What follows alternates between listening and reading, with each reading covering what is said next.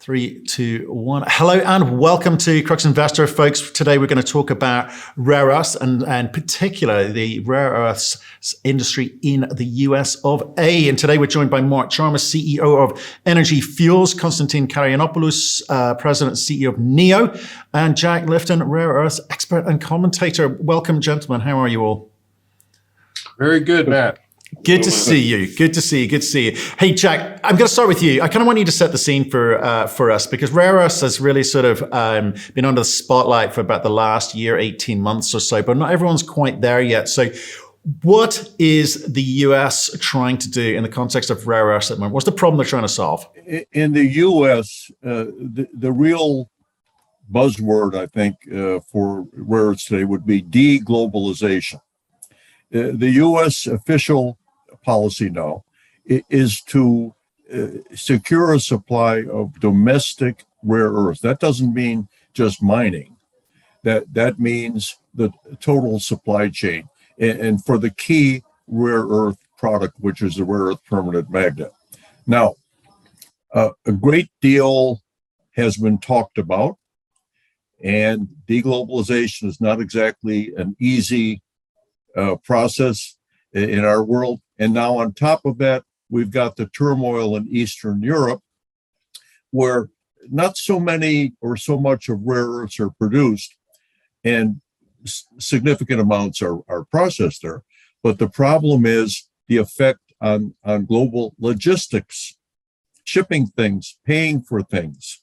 And right now, the rare earth domestic industry recreation in the United States is underway, but it's impacted very much by the turmoil in Eastern Europe as that impacts, as I said, global logistics. So you have today two gentlemen who are very much involved in North American rare earths industry, and I think that, in my opinion, you have today the leading company in North America on the re-entry of the United States back into domestically produced rare earths as Energy Fuels.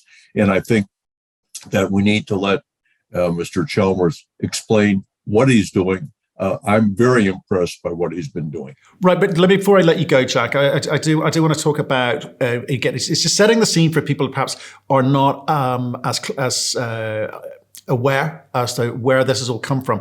China, well, so US did have an industry. It then kind of faded away somewhat, and then China sort of took over. And it seems to me that rare earths needed China somewhere in the food chain if it was going to work at all. The technical expertise and, quite frankly, the capital sometimes needed to do that. So it's not just the US, it's also Europe trying to do the same thing, which is sort of stand on its own 2 feet.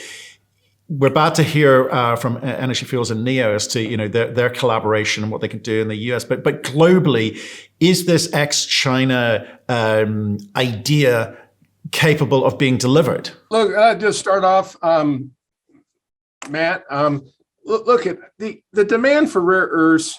If you believe the forecast, is going to require everybody being able to pitch in here to deliver sustainable outcomes for the demands for the rare earth products and everything, and that includes China. So I think when people think about where are things going to come from, I think it's just really looking at some diversification.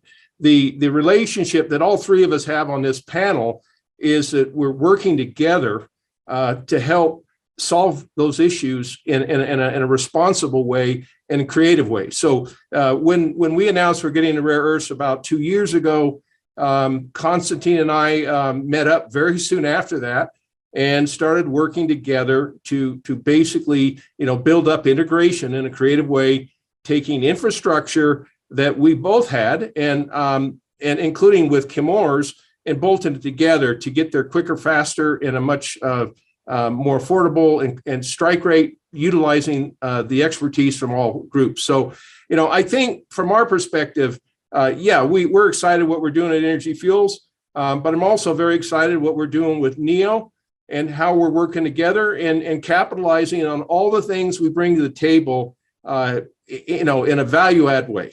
Right, but that answer the question, which was, is that possible outside of China? Because it feels to me like if you have China involved somewhere in that food chain, they have the ability to affect your margins, your ability to be successful. So, can I make one more point, Tom? China's internal demand for rare earths is skyrocketing, going up dramatically. It's not a matter of can we do it in the West. It's a matter of we must do it, because China's primary concern is China, not Europe, not the United States. And China is now expanding its magnet production capacity dramatically. China is scouring the world for raw materials outside of China, rare earth raw materials. This is a contest now. China's not only the world's principal supplier, it's the world's principal rare earth predator these days. So if we don't set ourselves up, we're going to be eaten. And can we? I say, Constantine, if I'm going to bring you in here, because I think most of our viewers and expanding viewers know energy fuels and what they're trying to do and the opportunity they've been laying out here. Can you just give us a quick background on you and NEO, and perhaps then move on to the collaboration with energy fuels? Sure. NEO has been around for over 30 years. We have three business units, one that produces rare earths, refined, high value, very sophisticated materials, in two rare earth refineries in China and one in Estonia, which is the only commercial operation for rare earth production in Europe. We also, our second division is called MagnaQuench, which is the original inventor of the rare earth magnet. We have plants in China and Thailand, and we have a strategy to establish a magnet production in Europe as well for the supply of magnets to EVs there, because outside of China, Europe is growing very, very fast in terms of its EV production and demand. And our smallest business is the rare metals business, where we have a number of plants around the world in Estonia and elsewhere that produce primary as well as recycled rare metals such as tantalum, niobium, rhenium, hafnium, primarily for the aerospace and electronics industries. So we have a foot on, all over the world, I guess, in both China and outside of China.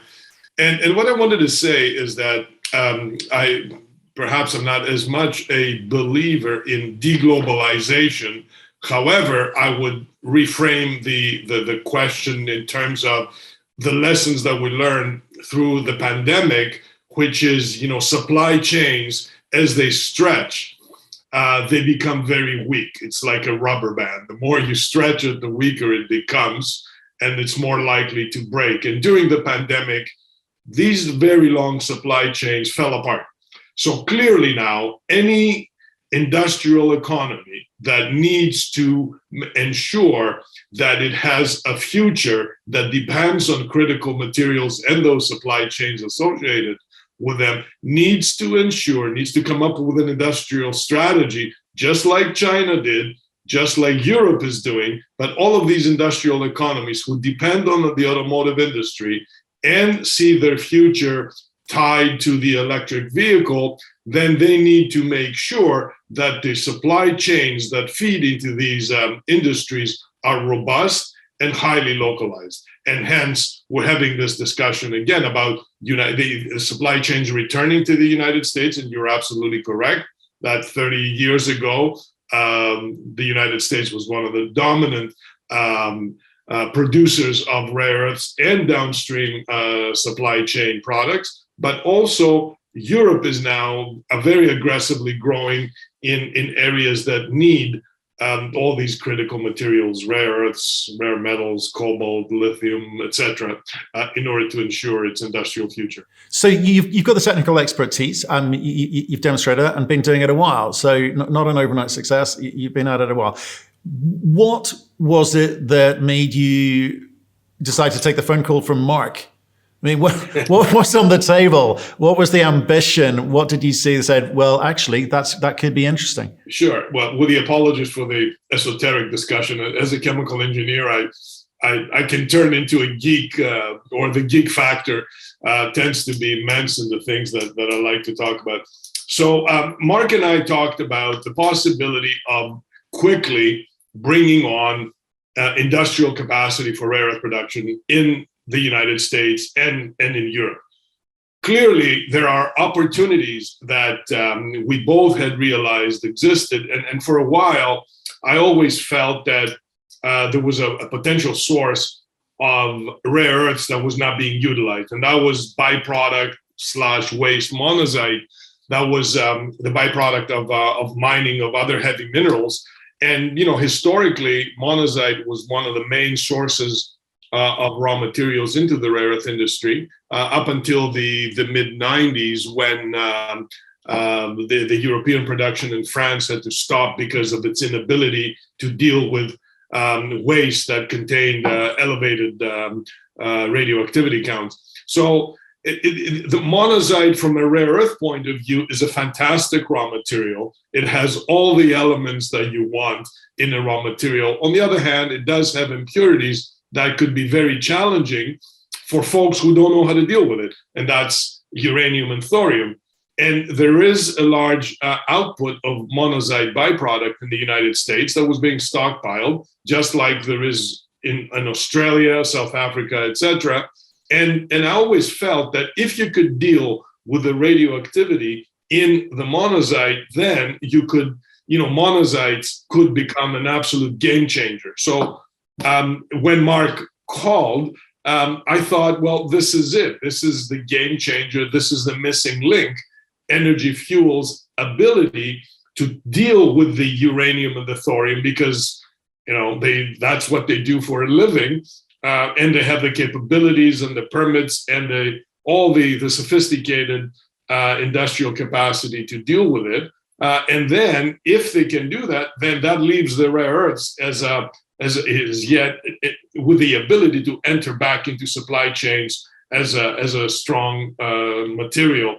And that's what we talked about. And the financial, attractiveness of this is that Mark was, first of all, we were starting with a byproduct. Effectively, what it means, it's a zero mining cost. So we don't need to dig more mines around. Second, Mark had the capacity, available capacity in Utah at the plant in White Mesa to do all of this thing, because it's still a very small portion of White Mesa's industrial capacity. And then in our plant in Estonia, we had, we were running at about 75, 80% capacity because our suppliers weren't able to meet all of our needs.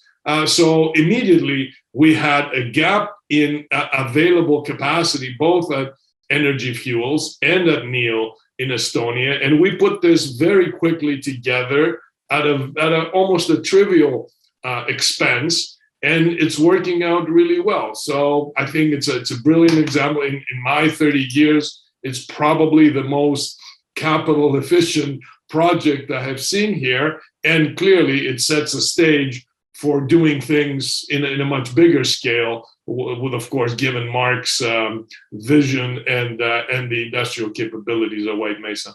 Right. And Mark, I'm going to come to you at this point. You obviously initiated that conversation. Things are moving quite quickly. I think you're getting rewarded for that in the market.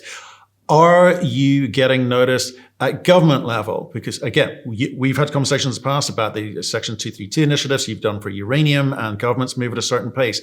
Has the recent geopolitical situation with Russia expedited conversations? Were they already happening? Do you need government to get involved here, or do you think there's a good commercial imperative anyway that allows it to stand on its own 2 feet? Well, we are having discussions with the government on both the uranium space and the rare earth space, and we've done a few small projects where we've been funded by the DOE, and so that's been good. I think we're behind some of the other players who have been in the business for.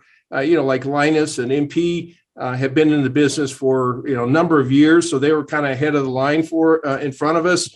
But I think the key thing is we're focusing on what we can do without subsidies. We're not looking to the government to prop us up, to pay capital. Now, sure, if we do get some subsidies because we are making these advancements, and we're definitely on the radar screen, but I think there are others that got in front of us and they've gotten awards that we haven't got.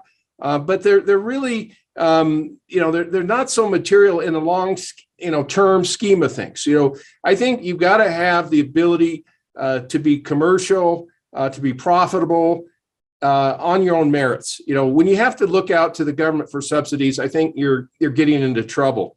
And our view is that if we can receive subsidies, we'll consider them and potentially take them. But we are focused on getting there on our own, based on the merits, based on the market, and working with people like NEO to show that we can actually do integration by being creative. Right. So what's the extent of the opportunity? You've been in a couple of years. You've had a look around.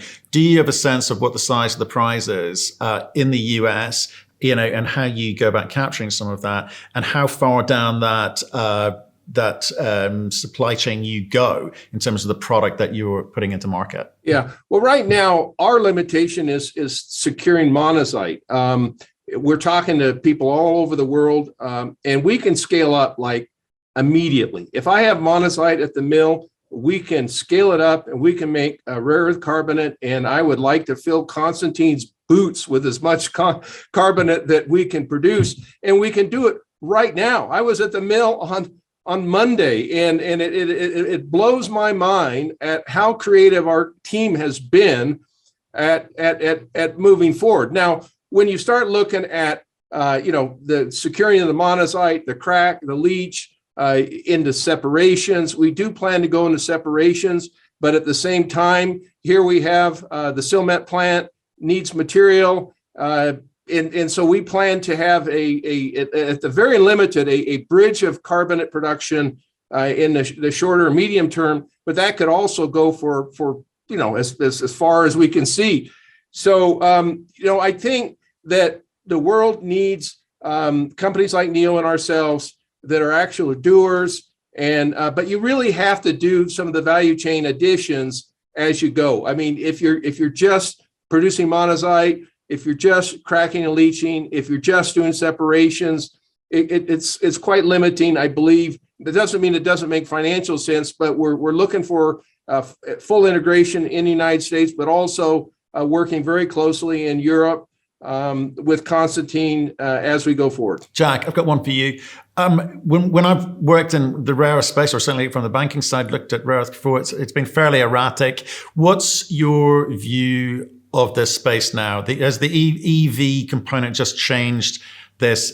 Are the prices more sustainable going forward? The rare earths were an early bellwether of the current commodity turmoil.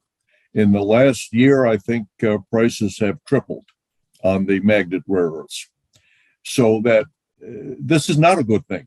It might be a good thing for bankers and traders, but not for manufacturers who have to budget years in advance for devices that use rare earth enabled products.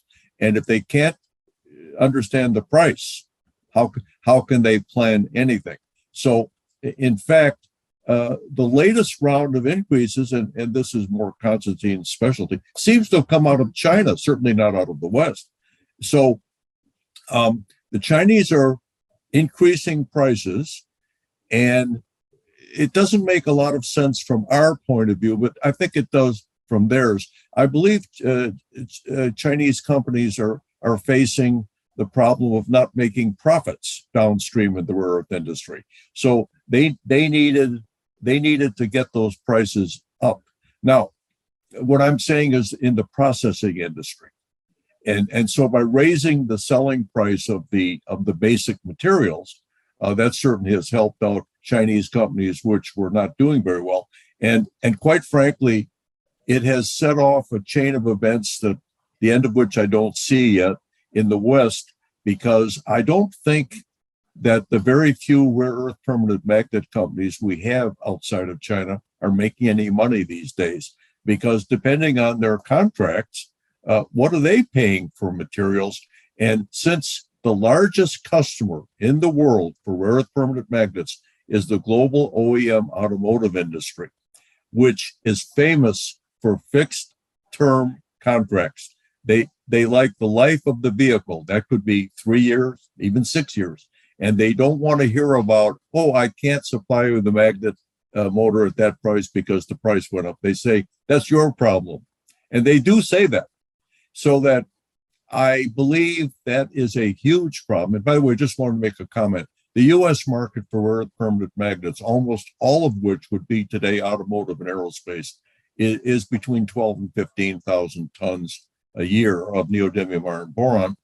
And I believe the production of those magnets in North America today is probably 1 to 200 tons, if that. Yeah. So that we have a long road to hoe here. So does that mean there's an opportunity for more entrants, or are there just too many barriers to entry in terms of competition for this illustrious couple we see in front of us? The problem here in North America is processing. We've got deposits and we've got access to deposits in friendly countries. What do we do with the stuff? We don't have any processing capacity here, and I'm not sure we have the capability anymore. We haven't done this for 20 years. The problem is processing. That's it. And it's price. If I can make a rare earth permanent magnet in Indiana today the same as we did 40 years ago, but it's going to cost me 10 times as much. And my customers in the automotive and aerospace industry can say, wait a minute, I can get that for half that price in China. Okay, so now the U.S. government, and Constantine made a very important point. Our competitors, China, Europe, they have industrial policies. Their national governments plan what industries to support and what has to be done. In the United States, we have no policy. We say, well, we got to do this, but and then something else comes up and that's lost. Until the United States adopts an industrial policy, I don't see anybody hitching their wagon to the government star, because these fellows, they change their minds probably more often than they change their underwear. Constantine, does that mean there's an opportunity? Absolutely, there's an opportunity. And as I've said at conferences that I've spoken, we need a very much bigger boat. The opportunity is immense, but also the need is immense. If our automotive industry, which is one of the essential pillars of any modern industrial economy, is going to have a future, whether we like it or not, EVs are the future of the automotive industry, and the degree of penetration has been much faster and higher than what planners and analysts have predicted. But clearly, if we're going to use EVs as a pillar of the next new industrial state, we need to ensure these supply chains. The opportunity is massive. There's no question about it. So there's room for all kinds of additional mining, all kinds of additional processing, all kinds of additional value added, and as well, all kinds of recycling. There isn't a magic bullet. You need all of those to come together. So we will need to mine more responsibly. ESG is going to be a much bigger factor in everything we do, because unless we do it sustainably, there is no future. So with that in mind, I think I do think that there is room for an awful lot of players in this, given the size of the demand. And all you have to do is just look at what happened in lithium and batteries, where we're facing a permanent deficit over the next 5-6 years, simply because we haven't expanded production fast enough, given low prices, etc. But staying with rare earths, there is a lot of room for a lot of players to enter the supply chain, from the mining all the way to the finished magnet. So I don't see this as a zero-sum game. There's a lot for a lot of folks. On the pricing, we have to keep in mind that China is not only the largest producer, which is what we normally hear. The reason China is the largest producer is because China is the largest consumer. So the two go hand in hand as as Jack was pointing out. And I think at this stage, given the fact that in China the industry is very heavily regulated, I think the planners, first of all, they're very well educated and they have very long memories. They learn from history, which sometimes outside of China we don't do as well. But they remember what happened in 2011 when rare earth prices spiked, and then a year later they had crashed to levels that made a lot of the projects unsustainable. So they want to make sure that that is avoided. They want to see more production because everybody needs more production, but also they need to see high prices because at, for example, today's prices, everybody makes money. The miners make money, the midstream processors make money, the magnet producers make money, and the final customers, they can live with it and they're reasonably happy. So, and more importantly for the Chinese regulators, when miners make money, that means they can deploy capital in environmental protection systems that, in the past were not always looked after. So we are in a pretty good situation, and there is a little bit of room to move higher or lower from here, but I don't see long-term prices moving massively outside the current range. And at the current range, Energy Fuels is making money doing what they're doing with monazite. We're making money. We're running all of our plants as fast and as hard as we can. So we're pretty bullish about the future, and I think given Energy Fuels' first mover advantage, because they have been the first in North America in the last 5-10 years to produce rare earth carbonate, mixed rare earth carbonates, I think they have a clear advantage on a lot of other folks that are trying to do the same thing. So I think we're very happy with the partnership. Mark and I get along, our folks get along. We're at each other's plants all the time, and we really like the way this thing is unfolding. And to us, this is a very key relationship if we're going to be able to implement the strategy that we have to continue to expand rare earth production, continue to expand magnetic materials production, both in Asia where we already are, but perhaps in the near future in the United States and Europe. I hope you're right with regards to the sustainability, or at least operating within that range. It gives a kind of certainty and forecasting, as Jack points out, which can be troublesome if you're trying to plan ahead with your supply chain. Mark, Constantine used a phrase there, which was literally where I was going, which was first mover advantage. You guys have got that at the moment. Tell me your thoughts on how you maintain and sustain that, because there will be barriers to entry, but there will also be competition because there will be money around. It's the technology, the plant, the know-how that perhaps kind of staves off that unwanted attention for a while. Oh, look, we want to maintain that first mover advantage, obviously.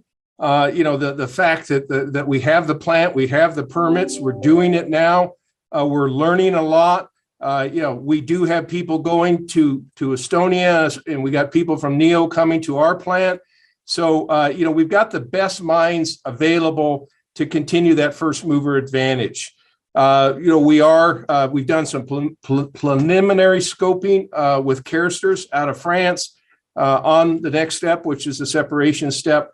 We're planning to do a lot more with Carister as we go forward, and again, we plan to give those that are producing monazite an alternative to China. Maybe they decide, well, we're shipping some to China, we'll ship some to the United States. So our goal is really go forward aggressively, but not recklessly. Put the bricks together in the wall and show people the wall is getting bigger.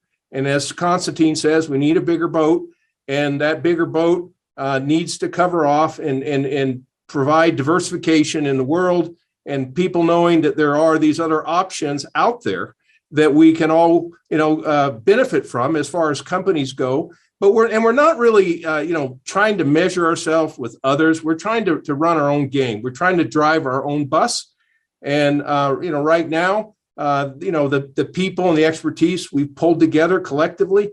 I'm very proud of that. I think it's clever. and I think it's productive. And just kind of watch this space. Once we get the molecules in the front, it will all fit together, and people will understand that we can scale up very quickly. Well, I think it wasn't so long ago I was telling people that you'd be $1 billion company. You're at 1.5 billion US. Long may that continue. Congratulations, gentlemen. Lovely to meet you all. Lovely to meet you, Constantine and Jack. Would love to see more of you as well with your commentary about the marketplace. So, gentlemen, thank you for your time today. Matt, gentlemen. Thank you. Thank you, Matt.